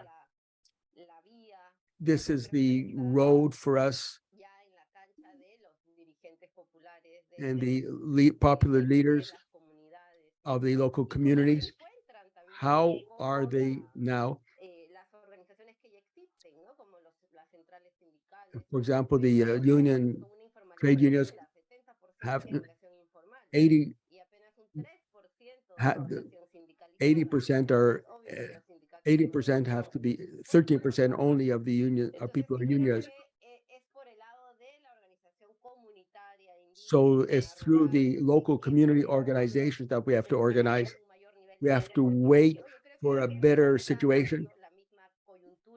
The situation is not the same now as it was before. We will have our difficulties. They cannot have an immediate response. I hope you're getting the translation of what I'm saying. Thank you very much for that. Obviously, it's work in progress, and this is an opportunity to sort it out, but we'll see how it goes. Would it be okay if I take the three questions together from Radhika, Kyle, and Yuri? Now I've seen there is a question for Ben, but I want to take that at the end because it's sort of more, broader geopolitical. So, Radhika. Yeah, thanks. I have two questions. First is, it would be really interesting to know from the speakers, given that Peru was among the worst hit countries in terms of the deaths suffered during the pandemic and so on, how exactly did this play into the election campaign and the election results? And secondly, I really appreciated very much Ben's I think quite effective identification of a new type of coup. And that sort of raises a question, a kind of congressional coup, essentially, a legislative coup against the executive, etc. This raises the question during the election, how was it possible that such a left-wing president was elected, but at the same time, the Congress was elected, which was capable of moving against a leftist president in such a way? If there can be any reflection on exactly what happened in the elections, that would be great. Thanks. Thank you very much, Radhika. We'll come back to all the questions together. Kyle, go ahead with your question. I wanted to start off with an acknowledgement. I worked for the Rex Tillerson State Department for about 4 weeks before I got fired, the U.S. Embassy in Libya. So I am part of the devil. And then I wanted to make an observation. Zelensky's television show, The Servant of the People, is almost exactly the same as Castillo's life story. It is a teacher who gets elected president. So we would support Zelensky on one hand, but apparently when it happens in real life, I don't know. And then I was really curious as to how communication, goes around in Peru. Is it Facebook? What role does Silicon Valley play in allowing Peruvians to communicate, to organize? Is that part of the problem, or is it possibly part of the solution? Thank you for your time. Thank you, Kyle. How about Yuri? If Kyle, take your hand off. Thank you. Yuri, Thank you. You're welcome. Okay. Shall I go? Yeah, go ahead. Okay, I just, yes, very quickly, Yuri Smelter, 1+1. I just wanted to ask, what are the conditions of Pedro Castillo, who is still being held in captivity, if I'm not mistaken, and what's been the coverage of the Spanish-speaking corporate media in the U.S. And like like Telemundo and Univision, and has the Latin American left largely ignored whatever propaganda they've been pushing? And if we do have time, I would love Ben Norton's response on because we've been talking about the plight of indigenous people. What's it going to take for the broad people power movement in the U.S. to show more solidarity and address the grievances of Native Americans and indigenous Hawaiians and Alaskans? Thank you. Thank you very much, Yuri. I'm going to speak in Spanish now. Well, I suppose you're getting my translation. So can I suggest that all the three speakers, could they divide the questions among themselves to make sure that they, overlap and so on, and it's more efficient? So who wants to come in first?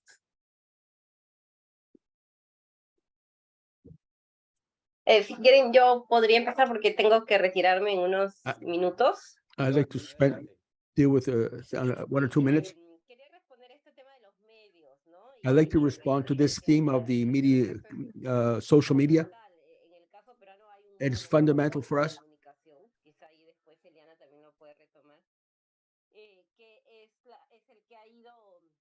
There has been working in a very articulated way. Social media has been very important to support the great social media, the mass media, corporate media.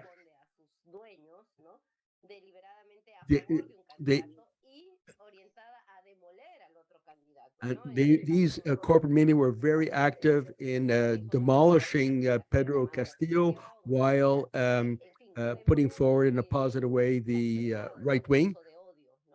So pushing hate against Pedro Castillo, racism against Castillo,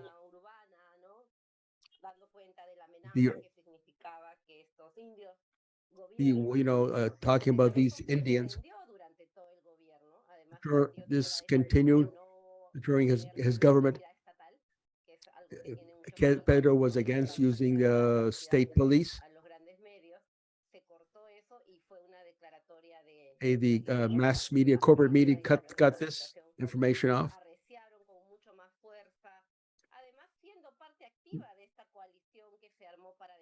There's a very important coalition that is taking place between of these corporate media and their allies.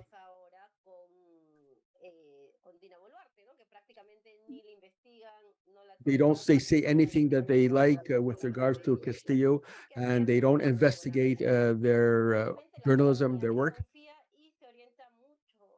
They are very much so they are now using alternative media. For example, popular communication people at the base, at the grassroots, using Facebook, Twitter, and such social media. I think this is a characteristic of the current situation. It's basically Facebook, YouTube. They are most important in Peru. These alternative media has permitted communication amongst the organizers. The international corporations, for example, CNN, on the other hand, did everything to point to Castillo being the guilty party in this conflict. And this is what Boluarte is doing as well. I think that that is the guide that they've been following over these years. Important. There's a specific journalist they put to amplify this narrative against Pedro Castillo and his allies.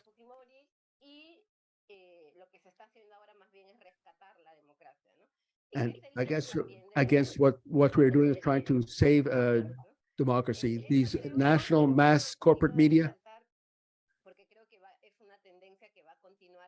this tendency is going to continue with regards to our alternative media, will become stronger in the coming period. And we hope that in the same population that would refound the Peru using these social media, alternative social media. Very much, I know you have to go. Te lo voy a decir en español. Muchísimas gracias por tu tiempo y tu participación. Ha sido muy iluminadora. Somos mucho más conocedores de la situación de Perú, and we have a huge amount of work to do to help the struggle for democracy in Peru. Muchas gracias, Anahí. Can I have Eliana then, please, to answer some of the questions asked? Yes, sure. Yeah, just adding to what just Anahí said, we have a highly concentrated corporate media, the calculation is that around 80% of the big media here in the country belongs to one business group that actually also belongs to one family, the Miro Quesada family. They are the owners of course, TV, like outlets, newspapers, radios, and so they do have also their own social media, and they pay a lot of advertising also in the social media, and they do receive millions and millions of soles for state advertising. So that's what Anahí mentioned, that Pedro Castillo decided not to give to the corporate media the advertising money from the state. And of course, that wasn't taken very well from the corporate media. So, and it is not only that those companies belong to one family, the production of journalist materials, the journalist products, and the coverage in general is highly centralized in Lima.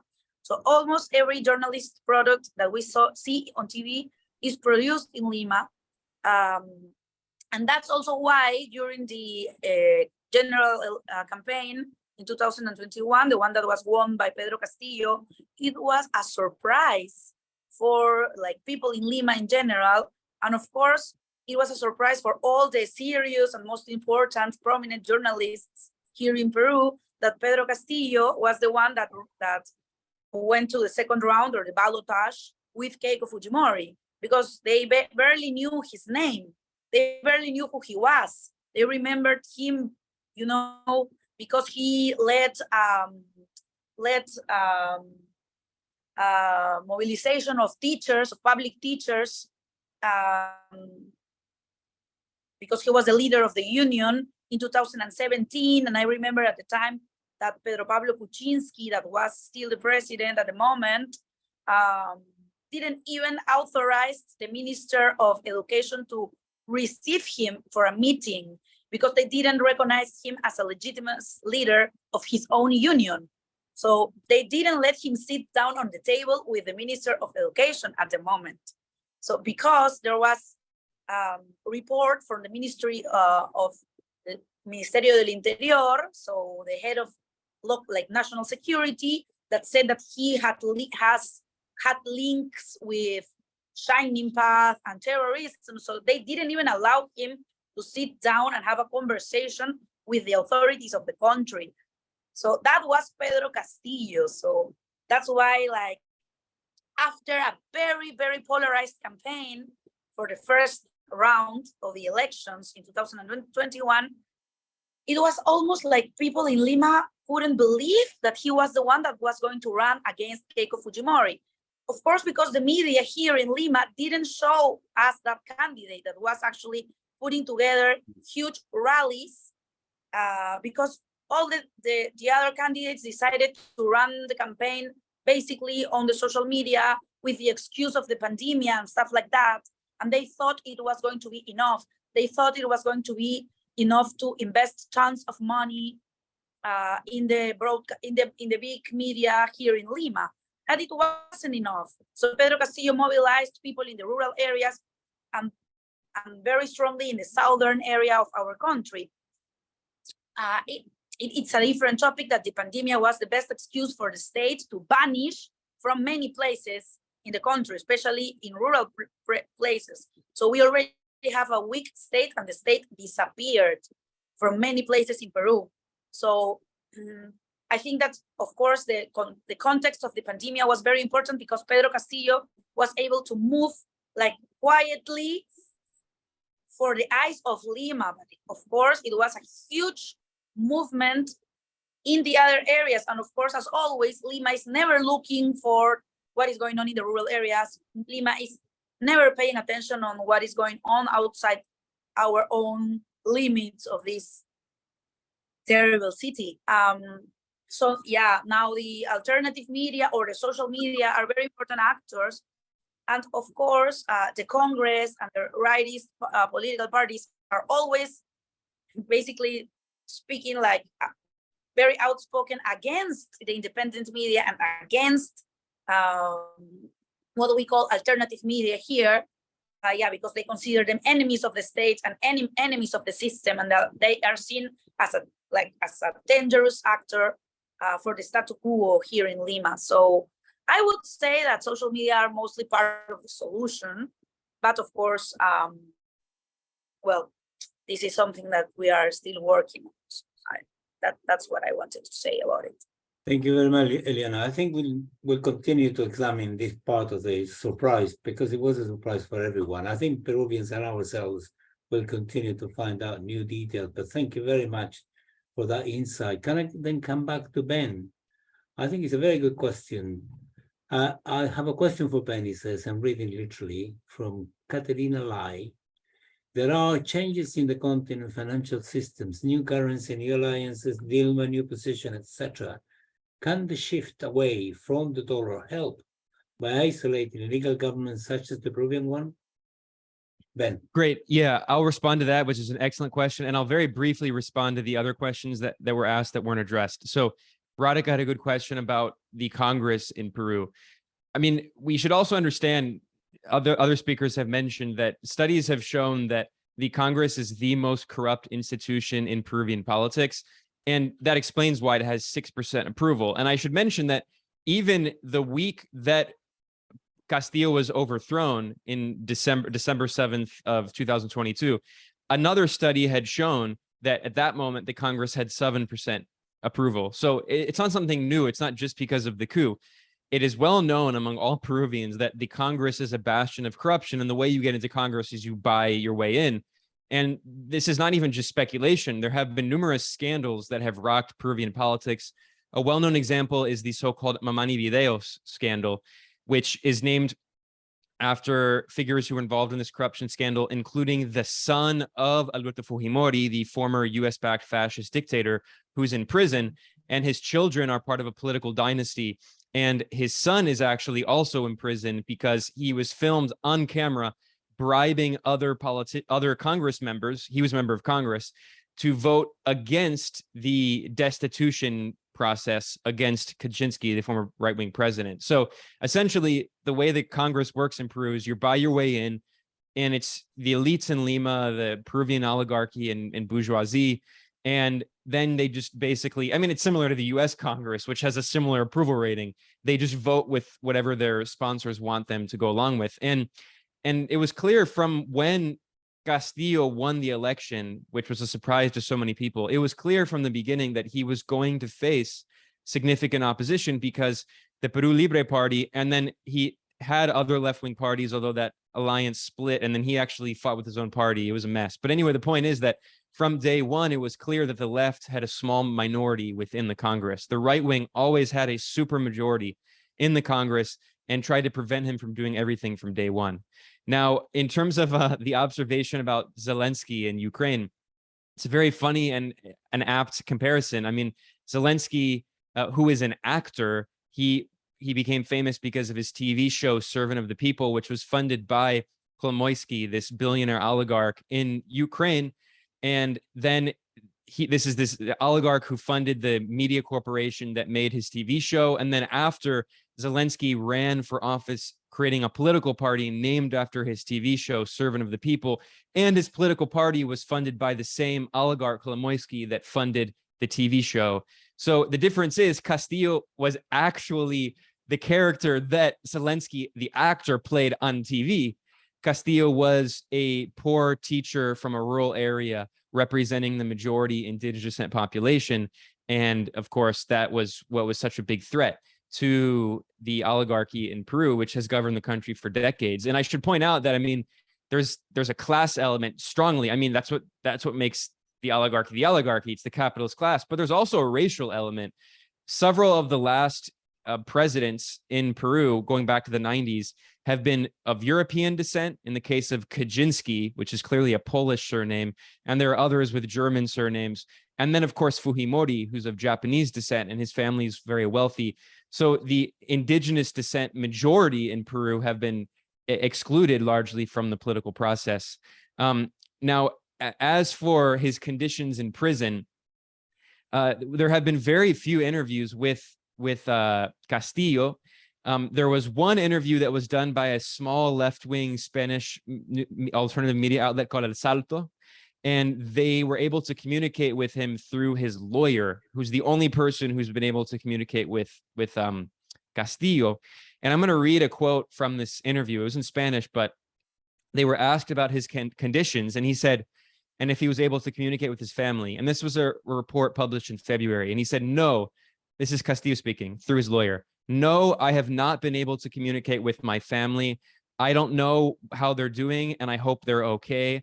I have no access to communication. I have not been able to do a video call with them. They're in refuge in Mexico. I would love to speak with them. So I mentioned that Mexico has provided support. The left-wing president, AMLO, López Obrador, has provided support to Castillo's family. And by the way, his government did the same after the coup against Evo Morales, backed by the US in 2019 in Bolivia. Now, the questions about the media were covered very well. I would just add that, I mean, the English language media has been just as atrocious as the Spanish language media. And across both Spanish and English language corporate media, they accuse Castillo of trying to launch a coup, which is just truly dystopian. I mean, they're accusing the coup victim of trying to launch a coup, which is preposterous. Now, finally, there was another question about U.S. solidarity. And I mean, again, I think we should just recognize that the United States bears a huge responsibility. I mean, clearly the Peruvian oligarchy they were trying to overthrow Castillo from day one, and they don't necessarily need help from the U.S. to do that. But the United States and Canada have legitimized this coup. As I spelled out earlier, the vast majority of the region is against this coup. If the coup regime did not have the political support of the US and Canada, it would not be able to continue delaying elections. This is an unelected regime that has not held elections and keeps delaying election and has killed over 60 protesters. So there's a lot that people in the United States can do. And yeah, I mean, people in the United States need to recognize, and Canada, that First Nations, Indigenous nations are suffering from a lot of the same conditions of colonialism and racism that Indigenous descent Peruvians are facing. And finally, the very good question about the financial system. I mean, this is something that is not getting enough coverage. I mean, I've been trying to cover this as much as I can. There has been a little coverage of the move toward de-dollarization in Asia, which of course is very important, considering it represents a plurality of the global population and a plurality of the global GDP. But I mean, Latin America also plays an important role in this move toward de-dollarization and the construction of a multipolar world. Lula, the president of the most populous country in Latin America, Brazil, which is the 8th most populous country on earth, which is the 7th largest economy according to, the 7th most populous country with the 8th largest economy according to purchasing power parity measurement of the economy. Lula just visited China and he signed 15 agreements, and they represent all areas of collaboration with China. Brazil is one of the co-founders of the BRICS system. Of course, it's the B in the BRICS. Even before it was BRICS with an S, it was BRIC before South Africa joined, and Lula was one of the co-founders. And in fact, Lula is the only co-founding individual of the BRICS who's still leader, because it was the Congress Party in India who co-founded it. It was not Narendra Modi, and Putin wasn't president, actually. It was actually Medvedev. But anyway, so Latin America plays a huge role in this. While he was in China, Lula gave an incredible speech at the New Development Bank, which is the BRICS Bank, in which he called for challenging the hegemony of the US dollar. And he said that we need to do more trade in our local currencies and give out loans in local currencies. And also this week, Dilma Rousseff, who is the new president of the BRICS Bank, the New Development Bank, she was the former president of Brazil as well, from Lula's leftist Workers' Party. She announced, actually, in an interview with Chinese media, that the BRICS Bank has plans to give 30% of its loans in local currency, which is a very significant development.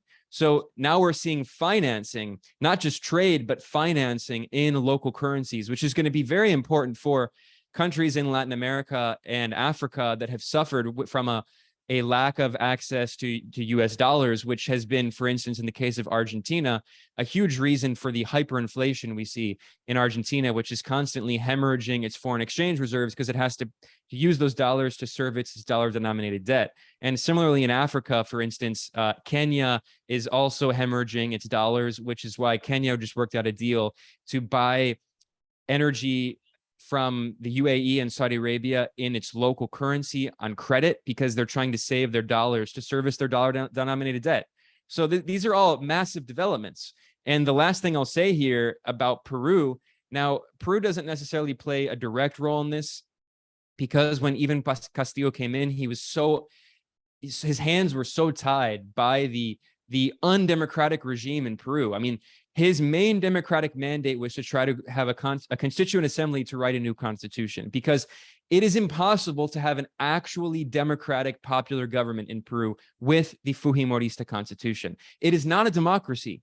It is an oligarchy, a neoliberal oligarchy in which the elected president is literally incapable of passing progressive reforms. Castillo's main promises were, one, he wanted the constituent assembly.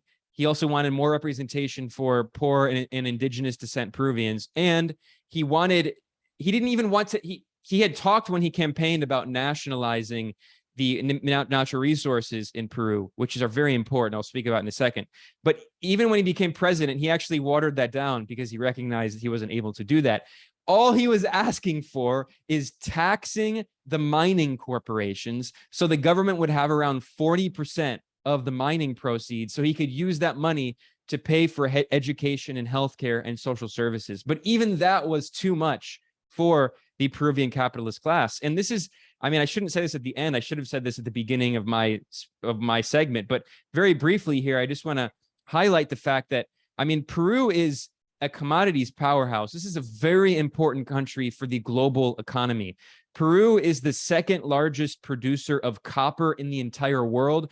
Just the country of Peru is responsible for 10% of global copper production. The only other country on earth that produces more copper is Chile, which is responsible for 27% of global copper production. So between Chile and Peru, together, they are responsible for more than 1/3 of global copper production. If you look at the Peruvian economy, I mean, it is a country that relies on their export of minerals. 58.7% of Peru's exports come from the mining sector. And if you look, 30% of its exports are from copper, 15% are from gold, 14% from zinc, around 3% from iron. And there are also other natural resources, especially gas. In fact, what's not that well known is that Peru is one of the leading producers of gas in the Americas. It's the United States, Trinidad and Tobago, and then Peru. And Europe is importing Peruvian liquefied natural gas to make up for the Russian pipeline gas that it's no longer buying because of the Western sanctions on Russia.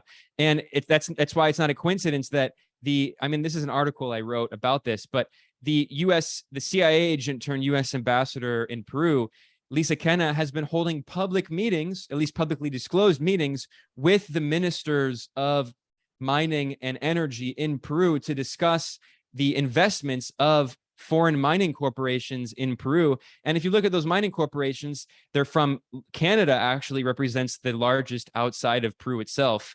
Canada, the United States, Britain, Switzerland, Japan, and also Brazil, which has mining interests. So, I mean, if we want to understand, I mean, Peru plays a very significant role in the global economy.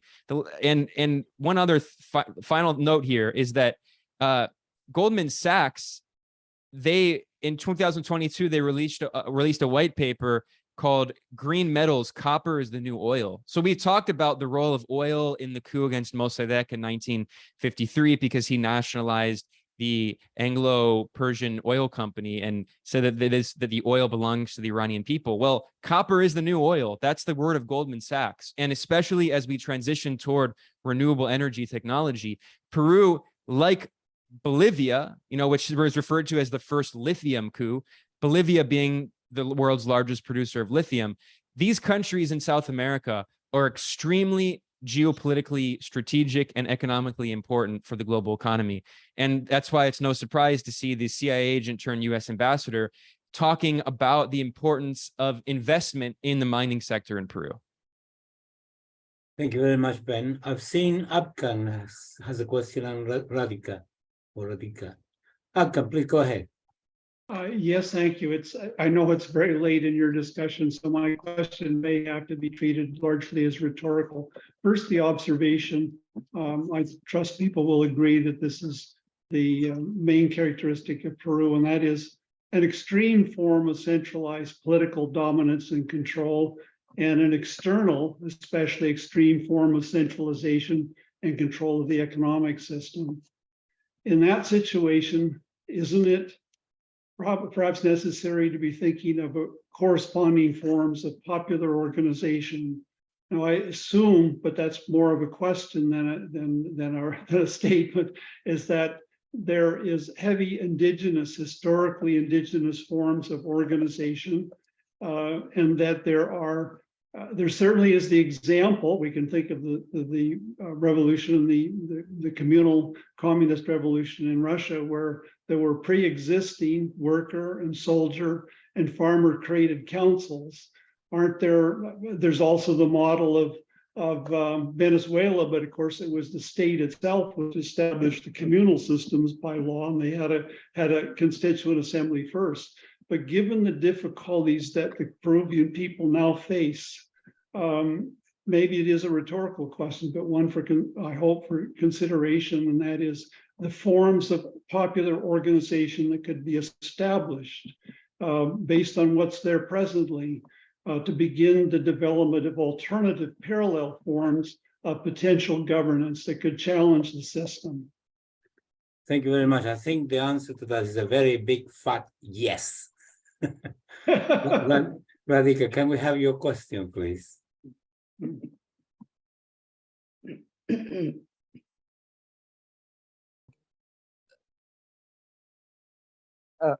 I just have a very small clarification to add to Ben's excellent answer to Catalina Lai's question on alternative currencies and whether this would play an important role in making a dent in elite power in Peru. And I would say that in addition to things Ben said, a critical element, which I think is not getting enough attention, is that this shift will only be effective in putting power in the hands of ordinary people and their representatives if capital controls are implemented. And at the moment, because it's capital controls that allow elites of every country to move money out of that country without restriction, and this money is then used in alliance with the United States to undermine elected governments and so on, and also, of course, to create economic crises via investment strikes and so on.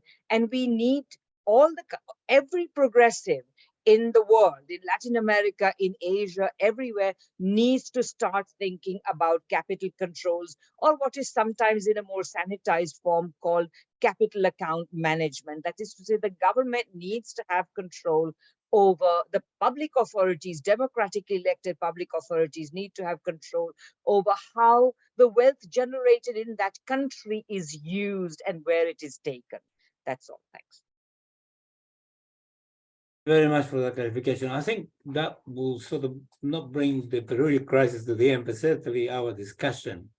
Can I thank everybody who organized this, and can I thank the speakers particularly because they, were wonderful, very clarifying, and with huge amounts of insight. Can also thank the speakers because the speakers, had a huge amount of work, and so thank you very much. Maybe Radhika wants to say something else as well.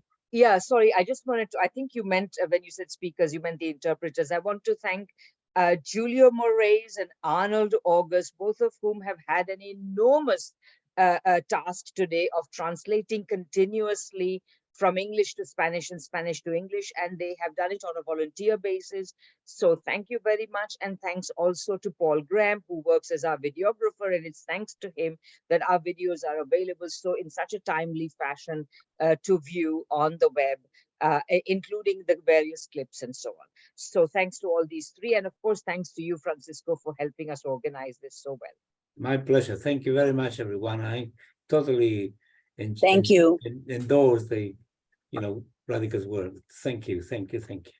And have a good time and then come back to help us with Peru. Thank you for paying attention on what's going on Peru, and please keep spreading the voice on what we are suffering here in the country. Thank you. Thank you, Elena. Bye-bye. I'm Michael Hudson. I'm appearing here for the International Manifesto Group. If you like this video and ones like it, please subscribe. For more information, go to the address on the screen.